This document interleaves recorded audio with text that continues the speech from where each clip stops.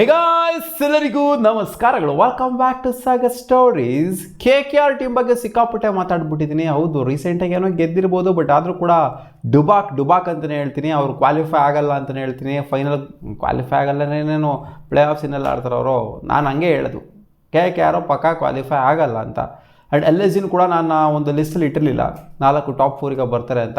So KKR ಆದ ನಂತರ ನನಗೆ ಡುಬಾಕ್ ಫ್ರ್ಯಾಂಚೈಸ್ ಯಾವ್ದಾದ್ರು ಅನಿಸ್ತಿದೆ ಅಂತಂದರೆ ಆಕ್ಷನಲ್ಲೂ ಡುಬಾಕ್ ಆಗಿರೋವಂಥವ್ರು, ಜೊತೆಗೆ ಇಲ್ಲಿ ಏನೇ ಆಗ್ತಿದ್ರು ಕೂಡ ಡುಬಾಕಾಗಿ ಯೋಚನೆ ಮಾಡ್ತಾ ಇರೋವಂಥವ್ರು. ಯಾವುದೋ ಇದು ಮುಟ್ಟಾಳು ಫ್ರ್ಯಾಂಚೈಸ್ ಯಾವುದೋ ಇದೆ ಅಂದರೆ KKR ಆದ ನಂತರ ಅದು LSG ಅಂತ ನನಗೆ ಸ್ಟ್ರಾಂಗ್ ಆಗಿ ಅನ್ನಿಸ್ತಿದೆ. ಅದಕ್ಕೆ ಬಾಟಮ್ ಆಫ್ ದ ಟೇಬಲ್ ಎರಡು ತಂಡಗಳೂ ಕೂಡ KKR ಆಗಿರಲಿ LSG ಆಗಿರಲಿ ಎದ್ದು ನಿಂತ್ಕೊಂಡು ಕೂತ್ಕೊಂಡ್ಬಿಟ್ಟಿದ್ದಾರೆ. LSG ಸ್ವಲ್ಪ ಬೆಟರ್ ಇರ್ಬೋದು, ಬಟ್ ಆದರೆ ಮ್ಯಾಚ್ ಮಾಡ್ತಾ ಇದ್ದಾರೆ. KKR ಮೇಲ್ಗಡೆ ಬರ್ಬೋದು, LSG ಕೆಳಗಡೆ ಹೋಗ್ಬೋದು, ಬಾಟಮ್ ಆಫ್ ದ ಟೇಬಲಿಗೆ ಮತ್ತೆ ಕಚ್ಕೊಬೋದು. ಏನು ಆಶ್ಚರ್ಯ ಪಡುವಂಥದ್ದೇನಿಲ್ಲ. ಇವ್ರು ಆಡ್ತಿರೋಂಥ ಕ್ರಿಕೆಟ್ ನೋಡ್ತು ಅಂದರೆ, ಬ್ರ್ಯಾಂಡ್ ಆಫ್ ಕ್ರಿಕೆಟ್ ನೋಡ್ತು ಅಂದರೆ ಸೀರಿಯಸ್ಲಿ ವರ್ಸ್ಟಾಗಿ ಕಾಣಿಸ್ತಾ ಇದೆ.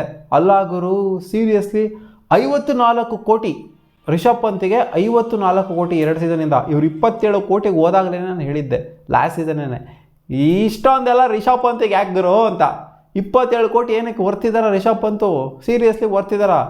ಎಷ್ಟು ಮ್ಯಾಚ್ ಚೇಂಜರ್ ಆಗಿದ್ದಾರೆ, ಗೇಮ್ ಚೇಂಜರ್ ಆಗಿದ್ದಾರೆ ರಿಷಬ್ ಪಂತು. ಏನು ಅಭಿಷೇಕ್ ಶರ್ಮಾ ಥರ ಆಡ್ಬಿಡ್ತಾರಾ? ಅವ್ರಿಗೆ ಕೊಡಲ್ಲ 27 ಕೋಟಿಯಲ್ಲಿ. ಏನಲ್ಲಿ ವಿರಾಟ್ ಕೊಹ್ಲಿ ಥರ ಆಡ್ಬಿಡ್ತಾರಾ? ಅವ್ರಿಗೆ ಕೊಡಲ್ಲ 27 ಕೋಟಿಯಲ್ಲಿ. ಏನು ರಜತ್ ಪತಿದಾರ್ ಥರ ಗೆಲ್ಸ್ಬಿಟ್ಟಿದಾರ, ಟೂರ್ನಮೆಂಟ್ನಾಗ ಗೆಲ್ಸ್ಬಿಟ್ಟಿದಾರ, ಅಥವಾ ಅವ್ರ ಥರ ಆಡ್ತಾರ ರಿಷಬ್ ಪಂತು? ಅಲ್ಲ ಗುರು, ವೈಟ್ ಬಾಲ್ ಫಾರ್ಮೇಟಲ್ಲಿ ರಿಷಬ್ ಪಂತ್ ಇಲ್ಲವೇ ಇಲ್ಲ. ಅಲ್ಲಿ ಇಂಡಿಯನ್ ಟೀಮಲ್ಲಿ ಅಷ್ಟು ವರ್ಷ ಇದ್ರೂ ಕೂಡ, ಅಷ್ಟು ವರ್ಷ ಕ್ರಿಕೆಟ್ನ ಆಡಿದ್ರು ಕೂಡ, ಇಂಟರ್ನ್ಯಾಷನಲ್ ಕ್ರಿಕೆಟ್ ಆಡಿದ್ರು ಕೂಡ, ಟೆಸ್ಟ್ ಫಾರ್ಮೇಟ್ ಅನ್ನೋದು ಬಿಡ್ತು ಅಂತಂದರೆ ವೈಟ್ ಬಾಲ್ ಫಾರ್ಮೇಟಲ್ಲಿ ಅವ್ರನ್ನ ಸೀರಿಯಸ್ ಆಗಿ ಯಾವತ್ತೂ ಕೂಡ ಕನ್ಸಿಡರ್ ಮಾಡೇ ಇಲ್ಲ. ಸೊ ಅಂಥ ಒಬ್ಬ ಪ್ಲೇಯರ್ನ ಇನ್ನು Shreyas Iyer for that matter serious ಆಗಿ ಕನ್ಸಿಡರ್ ಮಾಡಿದ್ದಾರೆ. ODIs ಅವರು ಸೀರಿಯಸ್ ಆಗಿ ಕನ್ಸಿಡರ್ ಮಾಡ್ತಾರೆ. ಆ್ಯಂಡ್ ಅವ್ರು ಪರ್ಫಾರ್ಮ್ ಕೂಡ ಅದೇ ಥರ ಮಾಡ್ತಾ ಇದ್ದಾರೆ. ಇಂಡಿವಿಜುವಲ್ ಪರ್ಫಾರ್ಮೆನ್ಸ್ ಮೈನ್ ಪ್ಲೇಯರ್ದು ಸಿಕ್ಕಾಪಟ್ಟೆ ಇಂಪಾರ್ಟೆಂಟು. ಲಾಸ್ಟ್ ಸೀಸನ್ನು ಇವ್ರು ಹೊಡೆದಿರೋಂಥ ರನ್ಸ್ ನೋಡಿ ಎಷ್ಟು ಅಂತ. 21 ಇನ್ನಿಂಗ್ಸ್ನ ಆಡಿದರೆ ಲಕ್ನೋ ಸೂಪರ್ ಜೈಂಟ್ಸ್ಗೆ 54 ಕೋಟಿ ಇದುವರೆಗೂ ಕೂಡ ಕೊಟ್ಟಿರುವಂಥದ್ದು ಇವ್ರಿಗೆ ಅಮೌಂಟು. 21 ಇನ್ನಿಂಗ್ಸಲ್ಲಿ 416 ರನ್ ಹೊಡೆದಿದ್ದಾರೆ. 19 ಇವರ ಆ್ಯಾವ್ರೇಜು. ಸ್ಟ್ರೈಕ್ ರೇಟ್ ಬಂದ್ಬಿಟ್ಟು 134. ಅದರಲ್ಲಿ ಒಂದು ಸೆಂಚುರಿ ಕೂಡ ಇನ್ವಾಲ್ವ್ ಆಗಿದೆ. ಲಾಸ್ಟ್ ಸೀಸನ್ ಲಾಸ್ಟ್ ಮ್ಯಾಚು ಅದು ಡೆಡ್ ರಬ್ಬರ್ ಮ್ಯಾಚ್ ಆಗಿದ್ದು. ಆ ಟೈಮಲ್ಲಿ ಬಂದಂಥ ಸೆಂಚುರಿ ನೆಗ್ಲಿಜಿಬಲ್. ಅದು ಡೆಡ್ ರಬ್ಬರ್ ಮ್ಯಾಚಲ್ಲಿ ಸೆಂಚುರಿ ಹೊಡಿಯೋದಕ್ಕೆ ಇವರೇ ಬೇಕಾ? ಇಂಪಾರ್ಟೆಂಟ್ ಮ್ಯಾಚ್ಗಳಲ್ಲಿ ಹೊಡಿಬೇಕು, ಸೀಸನ್ ಸ್ಟಾರ್ಟಿಂಗಲ್ಲೆಲ್ಲ ಹೊಡ್ಕೊಂಡು ಹೋಗಬೇಕು ಮ್ಯಾಚ್ಗಳಲ್ಲಿ. ಡೆಡ್ ರಬ್ಬರ್ ಮ್ಯಾಚಲ್ಲಿ ಬಂದ್ಬಿಟ್ಟು ಸೆಂಚುರಿ ಹೊಡಿತು ಅಂತಂದರೆ ಇದು ಯಾವುದು ಒಂಥರ ಕಾಲಿಪಾಲೋ ಮ್ಯಾಚ್ ಇದ್ದಂಗೆ ಇರುತ್ತೆ, ಕಾಲಿಪಾಲೋ ಪರ್ಫಾರ್ಮೆನ್ಸ್ ಇದ್ದಂಗೆ ಇರುತ್ತೆ. ಸೊ ರಿಷಬ್ ಪಂತು ಕ್ಯಾಪ್ಟನ್ಸಿನ ಯಾವಾಗ ಬಿಡ್ತಾರೋ, LSG ಅವರು ರಿಷಬ್ ಪಂತವ್ರನ್ನ ಕ್ಯಾಪ್ಟನ್ಸಿಯಿಂದ ಯಾವಾಗ ಕಿತ್ತಿ ಈಚೆ ಕಡೆ ಹಾಕ್ತಾರೋ ಅವಾಗಿಂದ ಮಾತ್ರ LSG ಅವರು ಕ್ಲಿಕ್ ಆಗೋದಕ್ಕೆ ಸಾಧ್ಯ. ಸಾಕಾಗಿದೆ ಅಂತ ಟೀಮ್ನ ಅಧ್ವಾನ ಮಾಡಿದ್ರೆ LSG ಅವರು ಫಸ್ಟ್ 3 ವರ್ಷ ಚಿನ್ನದಂಗಿತ್ತು, ಬಂಗಾರದಂಗಿತ್ತು LSG ಟೀಮು. ಸಾಕಾಗಿರೋವಂಥ ಟೀಮ್ನ ಏನೇನೋ ಕಾಂಟ್ರವರ್ಸಿಗಳನ್ನ ಮಾಡಿಕೊಂಡು ಆ ಓನರ್ ಸಂಜೀವ್ ಅವರು ಒಡೆದು ಮುರಿದಾಕಿದ್ರು. ಸೊ ಇವಾಗ ಅದಕ್ಕಿಂತ ವರ್ಸ್ಟಾಗಿ ಅನುಭವಿಸ್ತಾ ಇದ್ದಾರೆ. ಅವಾಗ ಅಟ್ಲೀಸ್ಟ್ ಕ್ವಾಲಿಫೈ ಆದರೂ ಆಗೋರು. ನೋಡಿಲ್ಲ ಫಸ್ಟ್ 3 ಸೀಸನಲ್ಲಿ ಯಾವ ಥರ ಚೆನ್ನಾಗಿ ಆಡಿತಿದ್ರು, ಸಖತ್ತಾಗಿ ಇತ್ತು ಟೀಮು. ಸೊ ಇವಾಗ ಕ್ವಾಲಿಫೈ ಆಗೋದಕ್ಕೆ ಕೂಡ ತಿನ್ಕಾಡ್ತಾರೆ. ಆ್ಯಂಡ್ ಆಗಲ್ಲ ಈ ಸೀಸನ್ ಕ್ವಾಲಿಫೈ, ಅವರು ಪಕ್ಕ ಆಗೋದಿಲ್ಲ. ಅಲ್ಲ ಗುರು, ರಿಷಬ್ ಪಂತಿಗೆ ಫಸ್ಟ್ ಆಫ್ ಆಲ್ 27 ಕೋಟಿ ಯಾರು ಕೊಡ್ತಾರೆ? ಆಪ್ಷನ್ಗೆ ಹೋದ್ರೂ ಕೂಡ ಇವಾಗ ಯಾರು ಕೊಡಲ್ಲ ಗುರು. ರಿಷಬ್ ಪಂತ್ ಏನು ಅಂಥ ಪ್ಲೇಯರ್ ಏನು IPL ಅಲ್ಲಿ? ಹೌದು, ಹಿಂದೆ ಡೇರ್ ಡೆವಿಲ್ಸು ಅವಾಗೆಲ್ಲ ಇತ್ತಲ್ಲ, ಆ ಟೈಮಲ್ಲಿ ಸ್ವಲ್ಪ ಚೆನ್ನಾಗಿ ಆಡಿರ್ಬೋದು ಅಷ್ಟೇ. ಅದಾದ ನಂತರ ಡೆಲ್ಲಿ ಕ್ಯಾಪಿಟಲ್ಸ್ ಆದಾಗಲೂ ಕೂಡ ಅಂಥ ಮಟ್ಟಿಗೆ ಏನು ಇನ್ನಿಂಗ್ಸ್ಗಳನ್ನ ಆಡಿಲ್ಲ ಇವರು. ಸೊ ನನ್ನ ಪ್ರಕಾರ ರಿಷಬ್ ಪಂತ್ ಅವ್ರಿಗೆ ಇಷ್ಟೊಂದು ದುಡ್ಡೆಲ್ಲ ಕೊಡುವಂಥ ಅವಶ್ಯಕತೆ ಇಲ್ಲ. ನೆಕ್ಸ್ಟ್ ಸೀಸನ್ ಅವ್ರನ್ನ ಆಪ್ಷನ್ಗೆ ಬಿಟ್ಟರೆ ಒಳ್ಳೆಯದು ಅಂತ ನಾನು ಹೇಳ್ತೀನಿ. ಏನು ಒಂದು ಮ್ಯಾಚ್ ಒಂದು 68 ರನ್ ಹೊಡೆದಿದ್ದಾರೆ SRH ಅಗೇನ್ಸ್ಟು. ಅದು ಬಿಡ್ತು ಅಂದ್ರೆ ಎಲ್ಲ ಸಿಂಗಲ್ ಡಿಜಿಟ್ ರಿಷಬ್ ಪಂತ್ ಅವ್ರದ್ದು. 7 ಮ್ಯಾಚ್ ಆಡಿರೋದು ರಿಷಬ್ ಪಂತ್ 147 ರನ್ ಹೊಡೆದಿದ್ದಾರೆ ಈ ಸೀಸನ್ನು. ಇದೇನು ದೊಡ್ಡ ಸಾಧನೆ ಮಾಡಿಬಿಟ್ಟಿದ್ರೆ, 27 ಕೋಟಿಗೆ ದೊಡ್ಡ ಸಾಧನೆ ಮಾಡಿದ್ರೆ ಅಂತ ಹೇಳೋಕ್ಕಾಗುತ್ತೆ? 7 ಮ್ಯಾಚಲ್ಲಿ 147 ರನ್ ಅಂತಂದರೆ ಸೊ ಇದು ಆ್ಯಾವ್ರೇಜ್ಗಿಂತ ಬಿಲೋ ಆ್ಯಾವ್ರೇಜ್ ಪರ್ಫಾರ್ಮೆನ್ಸ್ ಇದು. ಇಲ್ಲಿ 7 ಮ್ಯಾಚ್ ಆಡಿರೋಂಥ ನಿಕೋಲಸ್ ಪೂರನ್ 21 ಕೋಟಿ ಇವರಿಗೆ, ಅವ್ರಿಗೆ 27 ಕೋಟಿ. ಸೊ ನಿಕೋಲಸ್ ಪೂರನ್ ಒಳ್ಳೆ ಪ್ಲೇಯರೇ, ಬಟ್ ಫಾರ್ಮ್ ಸಿಕ್ಕಾಪಟ್ಟೆ ಕಳ್ಕೊಂಡ್ಬಿಟ್ಟಿದ್ದಾರೆ.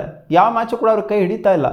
7 ಮ್ಯಾಚಲ್ಲಿ ಎಷ್ಟು ಗುರು ಅವ್ರು ಹೊಡೆದಿರೋಂಥ ರನ್ನು? 73 ರನ್. 7 match 73 run. ಇನ್ನೂ ಅವ್ರಿಗೆ ಅವಕಾಶ ಕೊಡ್ತಿರೋದನ್ನೇ ದೊಡ್ಡ ವಿಷಯ. ಅಲ್ಲಿ ಕೂರಿಸ್ತಾರೆ ಅಂತ ಅನ್ಕೊಂಡಿದ್ದೆ ಲಾಸ್ಟ್ ಮ್ಯಾಚೇ, ಬಟ್ ಇನ್ನೂ ಸಹ ಅವಕಾಶ ಕೊಡ್ತಾ ಇದ್ದಾರೆ. ಸ್ಟ್ರೈಕ್ ರೇಟ್ 82 ಇವರ ಸ್ಟ್ರೈಕ್ ರೇಟು.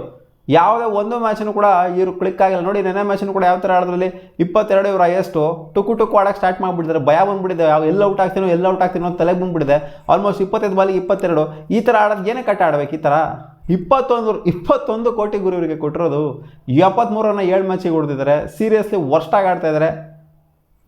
ಆಮೇಲೆ ಮಯಾಂಕ್ ಯಾದವ್ ಇವ್ರಿಗೆ ಒಂದು 11 ಕೋಟಿ. ಲಾಸ್ಟ್ ಮ್ಯಾಚ್ ನೋಡ್ತಾರೆ, ಇವರೇ ಸೋಲಿಸ್ತಾರೆ ಮ್ಯಾಚ್ನ. ಅಲ್ಲ, ಲೋ ಸ್ಕೋರಿಂಗ್ ಮ್ಯಾಚಲ್ಲೂ ಕೂಡ 56 ರನ್ನ ಹೊಡ್ಸ್ಕೊತಾರಲ್ಲ. ಶೇಮ್ ಆಗಬೇಕು ಗುರು ಮಯಾಂಕ್ ಯಾದವ್ಗೆ.